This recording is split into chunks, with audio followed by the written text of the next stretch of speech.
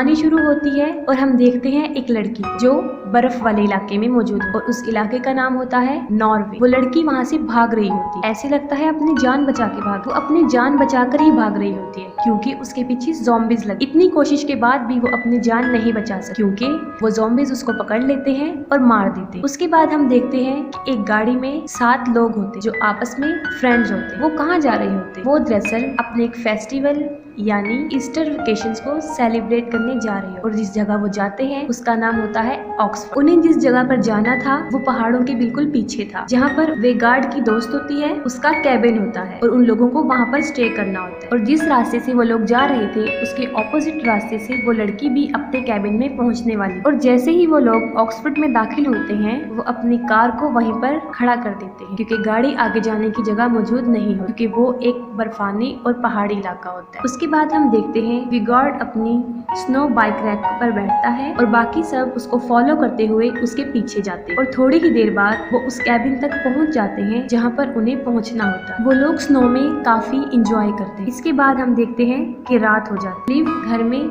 जा रही होती लेकिन वो देखती है कि वहाँ पर कोई मौजूद है। वो काफी डर जाती है और भागते हुए उस कैबिन में आती है और अपने सब फ्रेंड्स को बताती है कि उसने वहाँ पर कुछ देखा है। वो लोग उसकी बात सुनकर फौरन उठ खड़े होते हैं और देखने जाते हैं कि वहाँ पर कौन है। और जैसे ही वो वहाँ पर पहुँचते हैं उन्हें कुछ दिखाई नहीं देता। इसके बाद फौरन ही वहाँ पर एक आदमी आ जाता है और वो उनसे कॉफी का एक कप मांगता है। कॉफी मांगने के बाद बड़ी अजीब हरकत करता है और वो क्या है, वो ये थी कि वो कॉफी की बजाय उनकी बियर्स उठाकर पी जाता है। वो बिल्कुल ऐसे ही ट्रीट कर रहा था कि जैसे वो उसका घर है और वो लोग उसे काफी अरसे से जानते हैं। इसके बाद वो आदमी उस जगह की डार्क पास्ट के बारे में बताना शुरू करता है। वो बताता है कि जब सेकेंड वर्ल्ड वॉर पेश आई थी तो कुछ नाज़िस्ट ने उस जगह पर कब्जा कर लिया था। उस वक्त उस जगह का जो इंचार्ज था वो था कर्नल एंजो। तो नाज़िस्ट लोगों ने 3 साल तक वहाँ पर मौजूद आम लोगों का जीना काफी मुश्किल किया, लेकिन उसके बाद उन्हें अपनी शिकस्त दिखाई देने लगी और जब उन्हें महसूस हुआ कि वो लोग हार जाएंगे तो वो लोग वहाँ से भाग गए और वहाँ के लोगों पर उन्होंने काफी मुश्किल हालात कर दिए और वो लोग काफी गुस्से में थे। उन लोगों ने उनको पकड़कर मार डाला और उनकी जो सोल्जर्स थी वो भी वहाँ पर भाग गए। और इसके बाद उनका कैप्टन था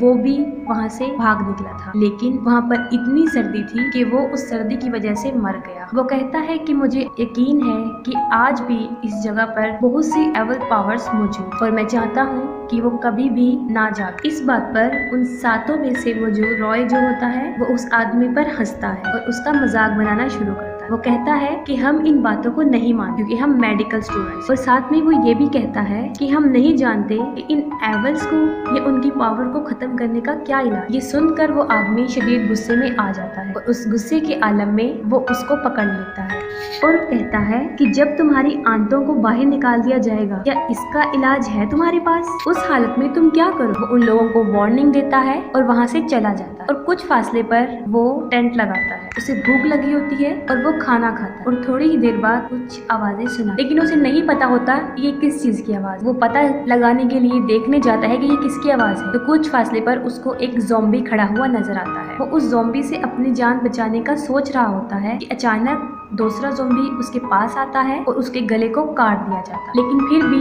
कोशिश करके हिम्मत करके वो उस ज़ॉम्बी से अपने आप को छुड़ाता है और फौरन अपने टेंट में चला जाता है। लेकिन उसके साथ ज़ॉम्बी भी चला जाता है और वो उसको वहीं पर मार डालता है। उस आदमी की बातों का विगार्ड पर काफी असर हुआ था और उसको अपनी दोस्त सारा की बहुत फिक्र हो रही है और वो ये फैसला करता है कि वो सारा को ढूंढ कर लाएगा। और वो अपने दोस्तों को कहता है कि मैं जा रहा हूँ और अगर मैं कल तक वापस ना आया तो हमारी कार जो खड़ी है वो उसके पास जाएं और वहाँ से हेल्प ले सकते हैं। इसके बाद विगार्ड वहाँ से चला जाता है और जैसे ही वो वहाँ से चला जाता है वो सब लोग फिर अपनी इंजॉयमेंट में लग जाते हैं क्योंकि कोई भी उस आदमी की बात को सीरियस नहीं ले रहा था। और दूसरी तरफ विगार्ड सारा को ढूंढ रहा होता है और ढूंढते ढूंढते वो उसी आदमी के टेंट के पास पहुंच जाता है। वो वहाँ पर रुकता है, उसके टेंट के अंदर जाता है और देखता है कि वही आदमी वहाँ पर मरा हुआ है, जिसको बहुत बेरहमी से मारा गया और साथ ही उसको वहाँ पर फूड स्ट्रक्चर मिलते, पाँव के निशान जिसके अंदर काफी खून पड़ा होता है। वो कहाँ जा रहे थे उसे नहीं पता था, लेकिन वो पाँव के निशान काफी ज्यादा थे, इसीलिए वो उनका पीछा करता हुआ चला जाता है। उसका पाँव एक गड्ढे में फंस जाता है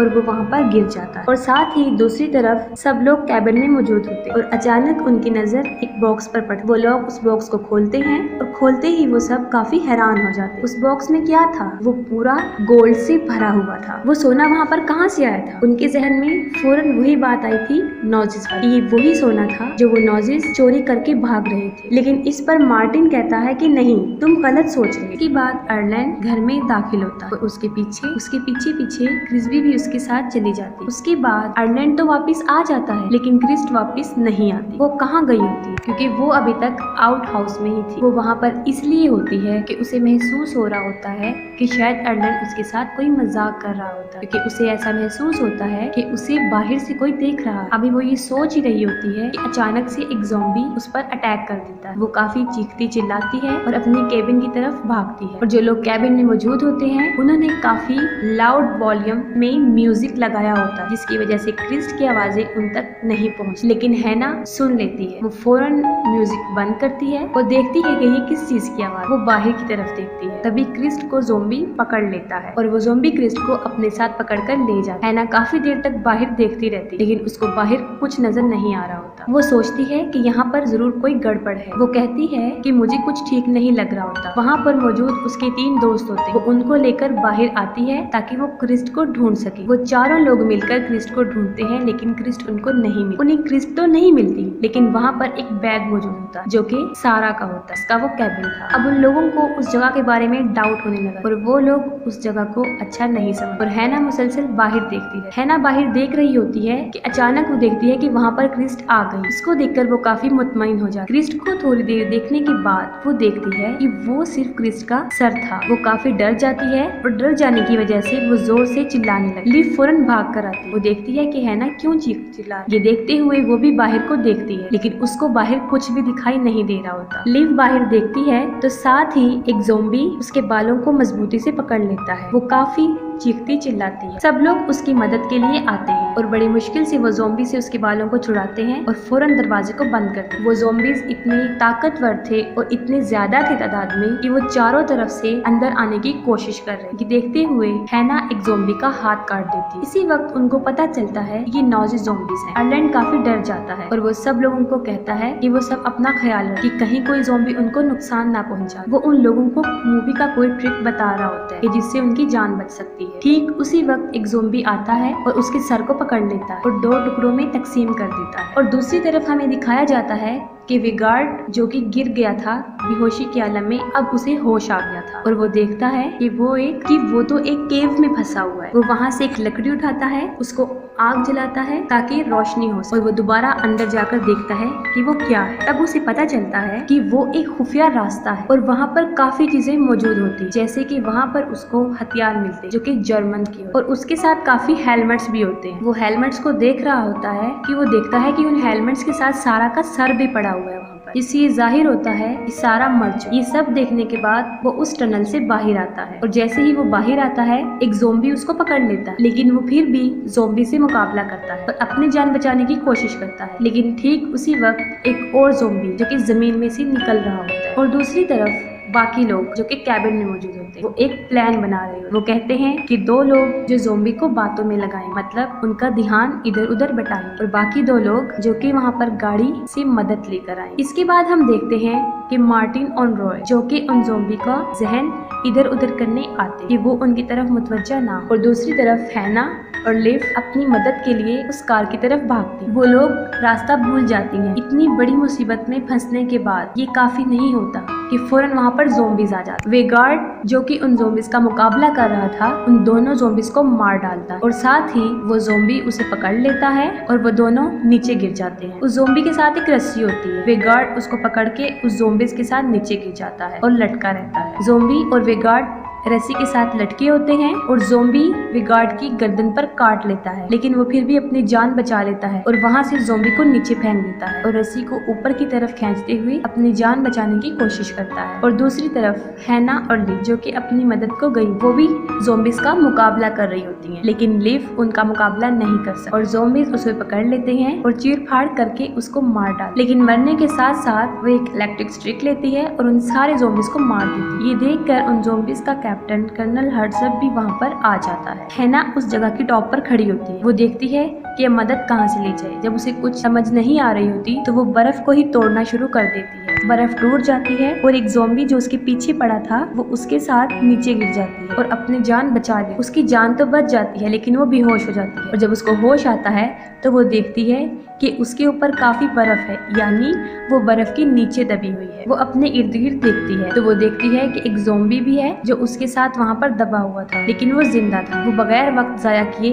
उसको मार डालती है और वहाँ पर वे गार्ड जिसकी गर्दन काफी जख्मी थी वो खुद ही अपनी गर्दन को टांगों से जोड़ देता है। उसके बाद वो अपनी पिस्टल लेता है और अपनी स्नो बाइक पर लगाता है और उन ज़ॉम्बीज को मारने के लिए निकल जाता है। और मार्टिन और रॉय जो छुपे होते हैं वो उन ज़ॉम्बीज का जहन बटाने के लिए वहाँ पर छुपे होते हैं ताकि वो चुपके से उनको मार डाले। रॉय एक ब्लास्ट को बाहर फेंकने की कोशिश करता है लेकिन वो उनके कैबिन में ही फूट जाता है और कैबिन में आग लग जाती है। उस आग से बचने के लिए वो दोनों वहाँ से भाग जाते हैं और उसके बाद वो एक शेड में जाते हैं। वो शेड में क्या देखते हैं कि वहाँ पर बहुत सारे औजार पड़े हुए हैं। वो डिसाइड करते हैं कि वो ये हथियार उठा लेंगे और इनके जरिए ही इन ज़ॉम्बीज का मुकाबला करेंगे। वो जैसे ही बाहर निकलते हैं वहाँ पर ज़ॉम्बीज की एक फौज आ जाती है। वो उन हथियारों की मदद से उन ज़ॉम्बीज को एक एक करके मारते हैं। जैसे ही ज़ॉम्बीज मरते जाते हैं एक के बाद एक ज़ॉम्बीज आता जाता है और काफी सारे ज़ॉम्बीज उनके सामने आ जाते हैं। ठीक उसी वक्त पर वेगार्ड वहाँ पर पहुँच जाता है और वो अपनी मशीनी गन से चारों तरफ फायर करता है और सारे ज़ॉम्बीज को मार डालता है। इसके बाद और ज़ॉम्बीज आते हैं लेकिन वेगार्ड उनको मारता जाता है, लेकिन उसके बाद उसके साथ बहुत बुरा होता है। काफी सारे ज़ॉम्बीज अचानक उस पर हमला कर देते हैं और उसके हाथ पांव को तोड़ देते हैं। इस सारे आलम को